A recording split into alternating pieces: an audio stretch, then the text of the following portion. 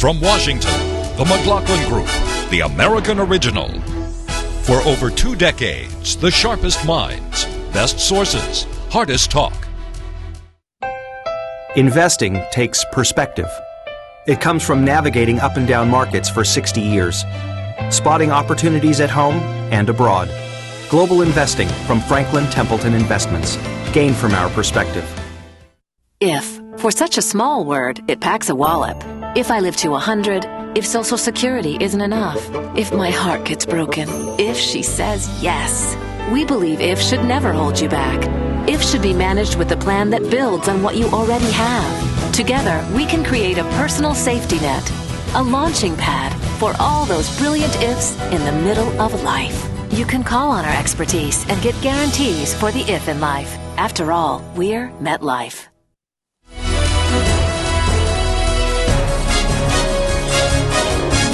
Issue 1, Arizona aliens. I've decided to sign Senate Bill 1070 into law because, though many people disagree, I firmly believe it represents what's best for Arizona. The police in Arizona now have the okay to arrest illegal aliens. Governor Brewer argues that tough measures are essential. 460,000 people are living in Arizona illegally, almost 500,000. So says the Department of Homeland Security. The new law is hemmed in, however, by several conditions. Item: arrests only within the context of regular contact, e.g., a bar brawl or a speed trap. No random arrests or roaming Latino dragnets. Item: reasonable suspicion is required. Police cannot rely on hunches or race alone. No racial profiling. Arizonans are overwhelmingly in favor of the new measure. 70% back it, but many Democrats in and out of Arizona have blasted it, connecting the state statute with Adolf Hitler. Here is Illinois Democratic Congresswoman Jan Schakowsky. The words, "show me your papers," we've known from movies of World War II coming out of the mouth of a Nazi. Also, a man of the cloth went even further. Cardinal Roger Mahony, Archbishop of Los Angeles, likened the law to, quote, German Nazi and Russian communist techniques whereby people are required to turn one another into the authorities, unquote. In other words, Quislings. Question: if you must show identification to board an airplane or to open up a bank account, what's so wrong with having to show identification to prove your presence in the U.S. is legal? Pat Buchanan. Well, first let me talk about Cardinal Mahony. That is disgraceful to compare 70% of Arizona, the people of Arizona, to Nazis and Stalinists. As for Jan Schakowsky, she does not know what she is talking about. John, since 1940, it's been a requirement of everybody that's in the country, an immigrant, legal immigrant or a guest worker, he carries his visa, his card with him, his green card or his work permit. It's required to carry that in federal law. All Arizona is doing is saying federal law now applies in the state of Arizona. Let's take a cop. Suppose he stops somebody speeding. When he stops, the fellow says, "Give me your license." If a guy's got a license, he's a citizen. You have to be a citizen. If he doesn't have a license, let me see your registration. Whose car is this? If he can't speak English, where did you go to high school? He takes him in, and then he calls up immigration enforcement to determine. Comparing this to the Nazis is an attack. It is an attack on this country. Helena, do you agree with Pat? No. I don't like the comparisons to the Nazis. I don't think you ever get anywhere making those comparisons. But this doesn't sound like small government America to me, to start requiring people to carry papers with them. Every country is entitled to monitor their own borders, but it's a federal issue, and I think this law that Arizona has passed is almost certainly unconstitutional. But it's a cry for help, and they have ignited all sorts of debates in this country, and it's now landed in the lap of Congress, which after a lot of dithering over years and administrations of different political parties is now going to have to finally confront what they do with this issue. It's not an issue that I think either party wanted to plan on in an election year, but it is here, and it's going to be divisive, it's going to be ugly, but it may eventually yield some benefit. And the fact that we will eventually President Obama's first term, get immigration reform. The statute in Arizona does not deviate from European standards. In fact, the Europeans require current address of you where you allow living. That's right. Look, the federal government is constitutionally mandated to provide for the common defense. And in this case, that means preservation of U.S. sovereignty, and it also means national security by enforcing the border. Because the federal government refused to do it under both Republican and Democratic presidents for decades, now we have this situation, and that's why Arizona was forced to act. Since 1940, Pat is right, it has been a federal law for any resident alien to carry their papers with them, number one. Number two, well, Eleanor is correct that the primary authority for immigration does rest with Washington. Since 1976, the U.S. Supreme Court has held that states can enact laws to discourage illegal immigration. And that's why the 2007 Arizona law that prohibits any business from knowingly hiring illegal aliens was actually upheld by the most liberal circuit court, the Ninth Circuit Court in San Francisco. So the only thing Arizona really did here was put some steel into already existing law. They put a mechanism in place to allow the state to enforce the federal law. Is immigration on the federal level by reason of a constitutional mandate, Pat? The government of the United States is obligated in the Constitution to defend the states from invasion. It derives from that. Well, that is exactly. And immigration and citizenship in the United States is federal. Well, obviously, right? You can't have states deciding citizenship at the state level. Chris, you're welcome. Do you want to make some points on this? Yeah, I'd like to make 2 points. I mean, the first one is what I think is really important to notice here is the hypocrisy, the intellectual hypocrisy, because we have, as Eleanor was pointing out, a lot of the same people who are very exercised right now, I think quite rightly, about big government and pointing out the American tradition of liberty, of individual rights, are also the people who are on the side of allowing the government to intrude much more into individuals' lives on immigration. Now, I think that's not surprising that we're seeing that right now, because now is a time of heightened economic anxiety. And I think the central issue here is an economic issue. We are seeing the middle class feeling very, very squeezed, very threatened, and it is squeezed and threatened. Unemployment is at 9.7%. A classic response to that kind of economic difficulty is protectionism and anti-immigration sentiment. Don't forget. What I think, hang on, just one more economic point, if I may. Yes. I was at a conference today where Mike Bloomberg spoke, and he made what I thought was really one of the most important points in this issue, the mayor of New York. He said he is really terrified by this immigration debate because he believes that America's historic economic strength has been its openness to immigrants. And New York City's strength, in particular, he believes... Just let me finish. New York City, he says, is strong very much because of immigrants and small business creation. Small business creation, which he thinks is central to economic recovery. Have trucks? I agree, is John, let me get in here, does please. Bloomberg have trucks coming across the border smuggling aliens into New York the way as happens in Arizona? Phoenix is the kidnapping and the human smuggling capital of North America. To your point, there are 8 million illegal aliens holding jobs in this country, while 15 million Americans, African Americans, Hispanic Americans, are out of work. I believe we've got to put Americans first. Okay, let's let John McCain in here. Blame the feds.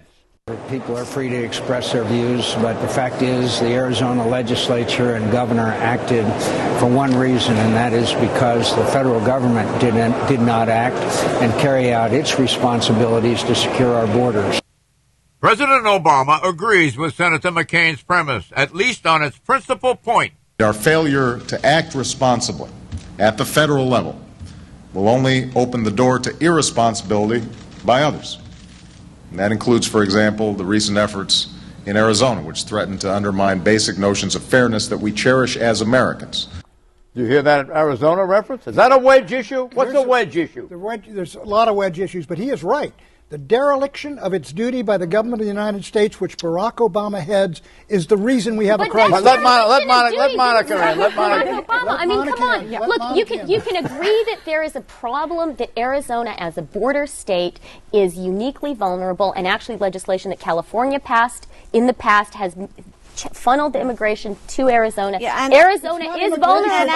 And illegal intrusion. Arizona is uniquely vulnerable, but There that doesn't mean Arizona responds. What did California? California put up walls, right? The walls kept them up. There are regional differences in how we handle immigration. In fact, Texas Governor George W. Bush was very progressive on immigration, and Texas handles the situation quite well. But to Pat's point, saying they're taking jobs from Americans, this kind of grievance politics, that's the wedge issue that's coming in here. And then you have Republicans screaming that Democrats are taking it up for political reasons. How could they ignore it? Let's give Monica a chance, but let me ask you a question. What does this leave the Statue of Liberty?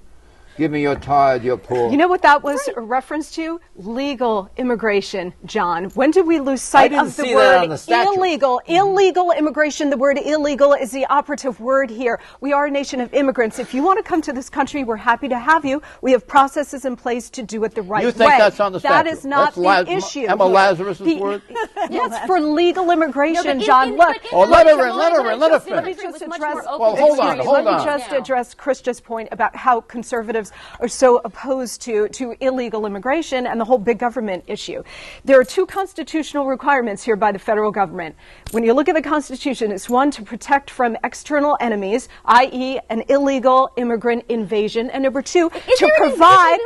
Let her finish. Let her finish. And let me just finish the second point. Will you let her finish? The second constitutional requirement for the government is to provide for internal law and order. And the chaos we have on the border now is so extreme with the drug cartels that more people have been killed on the border than Iraq and Afghanistan combined. English only, please. Quote, the right thing for the United States to do and the best way to keep Americans in favor of immigration is to take national identity seriously. Amy Chua says to do so, make English the official language of the United States. Quote, more stringent English language proficiency requirements for citizenship should be set up, unquote. The bedrock is national identity. If the national identity suffers by reason of multiple languages, then the bedrock of our society, which is our identity, being an American is an American. You're exactly English preserves that. Is that That's very logical? true. Look, this is one of the great arguments we've got. Are we a multicultural country, or do we have an American culture to which we all contribute? And I think, John, if we don't have that one culture, we're going to wind up balkanized. But basically, to your point, one point. There are as many illegal aliens in Arizona as there are soldiers in the Army of the United States. That is an invasion. It's a happy invasion for most people in this country. Excuse me, Chris, my turn. We love the diversity of food. We have it. English is the language of commerce. People who come here want to learn our language. There is a problem with human smuggling and with drug smuggling, but the vast majority of Mexicans, and that's who we're talking about, who come here to work, and they're terrified, and they keep their heads down, and they commit far fewer crimes than other groups. If they don't break in, why do they keep their heads down? Who are the employers? Corporate America has welcomed these people with open arms. All right, let Christian in here. Let Christian in. Go ahead, Chris. Yeah. I'm just going to agree with Eleanor's point. I mean, I absolutely agree laws must be upheld, but I think Arizona's going about it the wrong way. Eleanor makes the point that it's at the employer level that you should be enforcing this. If there weren't the demand,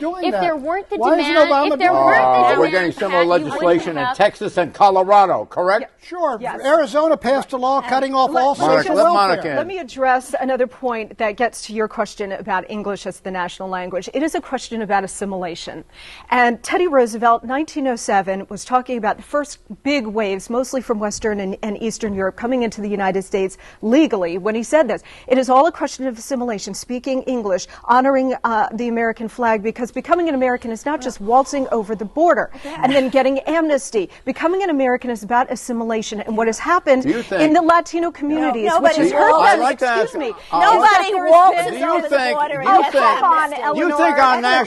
Do you think our national identity as Americans is ebbing? No. Do you? Yes, it is, because One language, one country. You get two languages, two cultures, you get two countries. Do you want a sense of that? You see national identity as essential to our national perpetuation. identity is one of the most important issues facing America. Exit question. You go to high schools where they speak 100 different languages. That is America's strength, that people can Why is it thrive strong here. that you got a They all Tower of learn Babel? English too. Not a Tower of Babel. 100 languages is a Tower of Babel. Exit question. Immigrants are learning English as they always have done. I think that you guys should have more faith in America. America is another language. strong. Exit question. Has Arizona joined the Tea Party movement? Are the states now in revolt against Washington, Pat Buchanan? Indeed they are. They're trying to enforce laws that the federal government has failed or refused to enforce. You think your time has come? My time came. It has. Very mixed bag. Most law enforcement people don't like this. The law is too vague. It puts too much of a burden on them. You're going to have conventions boycotting Arizona. This is going to put pressure on the Congress to act, and I think they will begin work on the immigration reform that the country needs. Has Washington lost the consent of the governed?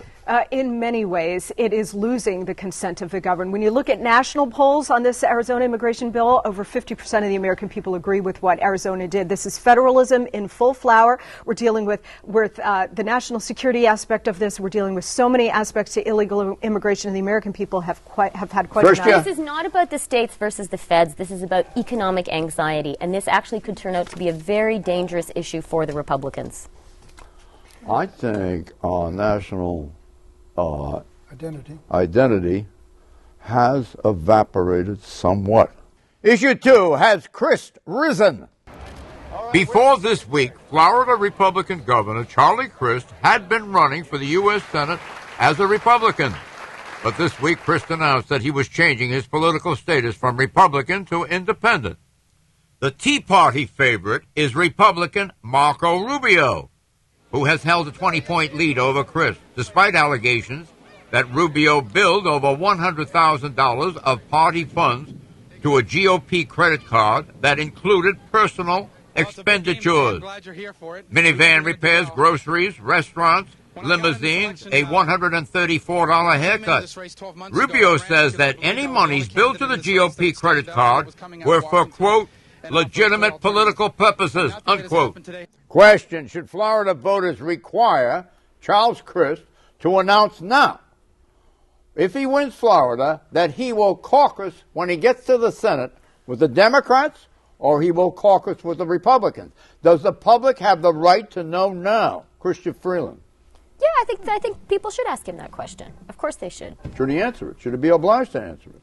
Well, should we know where this guy's going? Should he legally be obliged to answer it? He's a politician. They have to select their majority leader. But if I were a voter, I would want to know. Sure.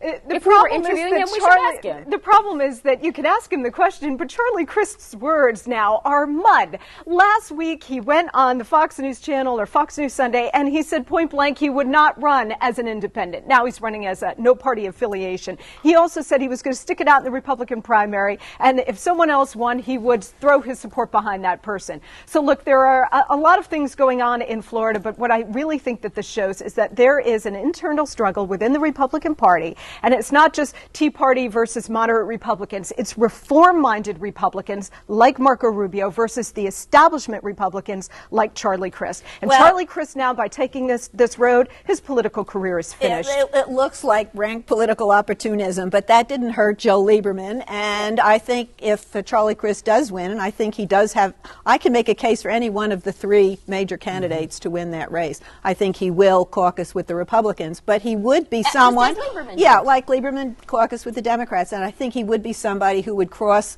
the aisle and might make some accommodation on policies in a future Congress, future Senate more easy than it is today. What does Jesse Helms say about what's in the middle of a road?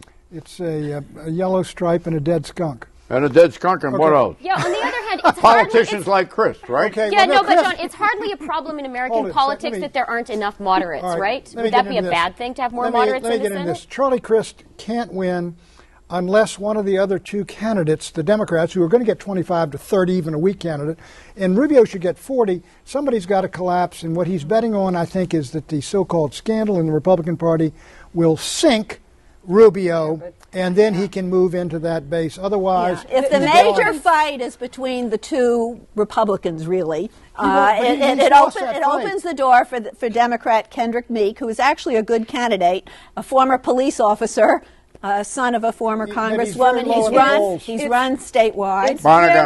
It's very difficult for any independent to run a successful three-way race. And the difference between Joe Lieberman and Charlie Crist is that Joe Lieberman was always a conviction politician. I mean, he staked his entire political career on the Iraq War. He also had money and infrastructure, which is something the money certainly has dried up for Charlie Crist. A lot of his big donors have cut him off, and he's got no party infrastructure to fall back on. What about Allen? Is he in the same category Arlen as Joe? Specter is absolutely in the same category. Arlen Specter is the biggest chump in the Congress because he thought that the Democratic wave was going to continue. It has been halted in its tracks, and now he's stopped. You know what he should have done? Charlie Crist might have done better going into the Democratic primary, beating and eliminating Meek.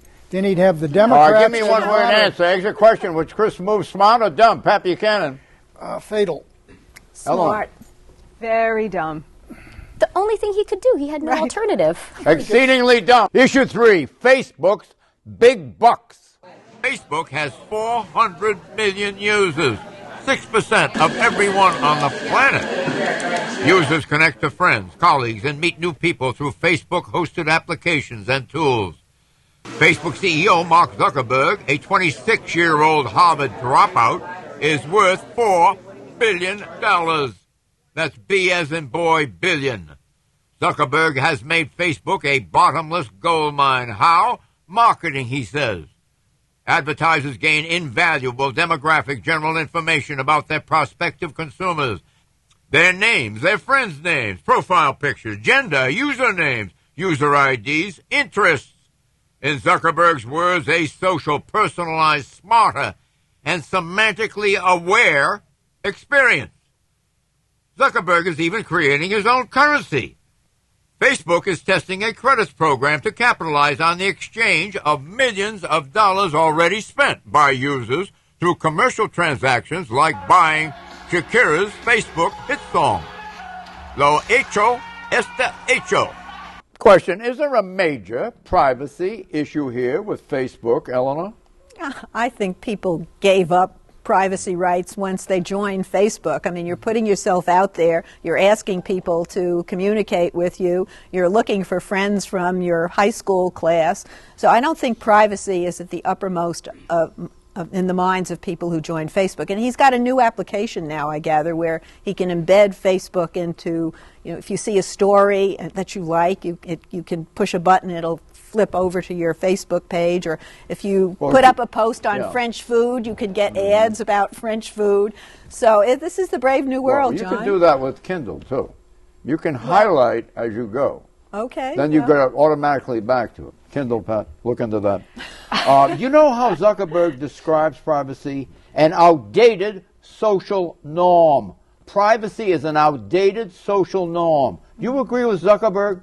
I agree. If you go on Facebook, it's outdated. Right. If you stay away from all that nonsense, you can still live a quiet, contemplative life. Do you think you have any privacy left? Really? Well, I'm very close to explore your background. I live right next door to the CIA, so it's fairly limited, John. Will they discover all of the Nixonian elements of your background?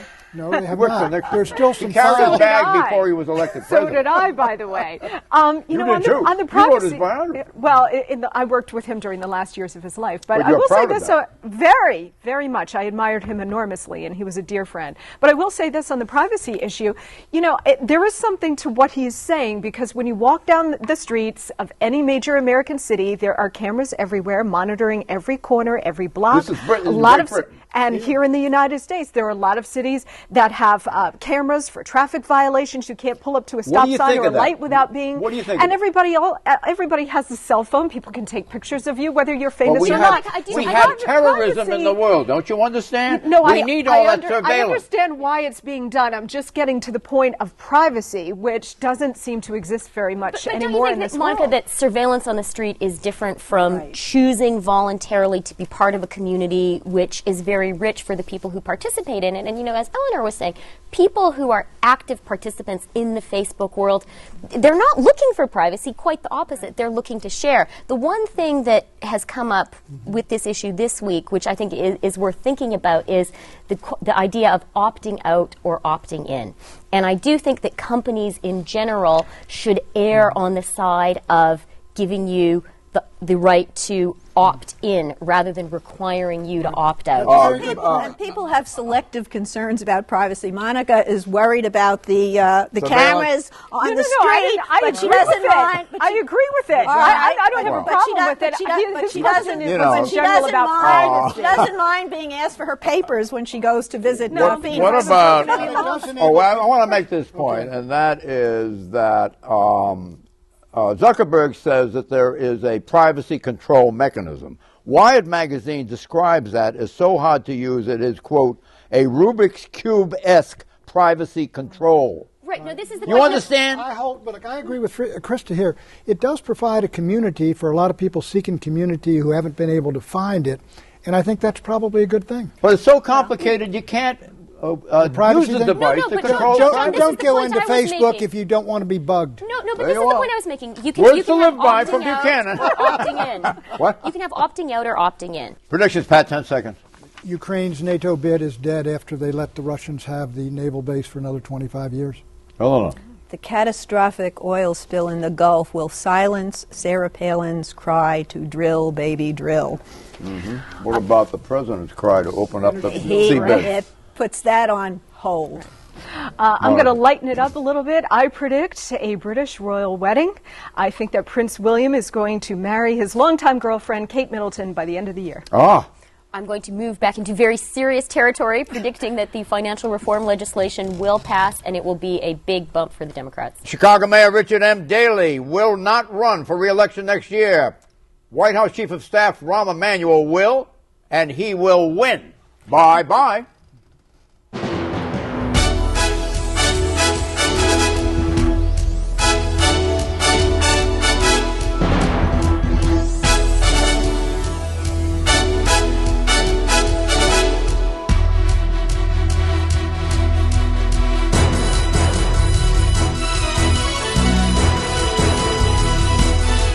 There's a world of investment opportunities out there. Spotting them takes experts on the ground, assessing potential firsthand. Templeton, a pioneer in global investing for over 50 years. Gain from our perspective.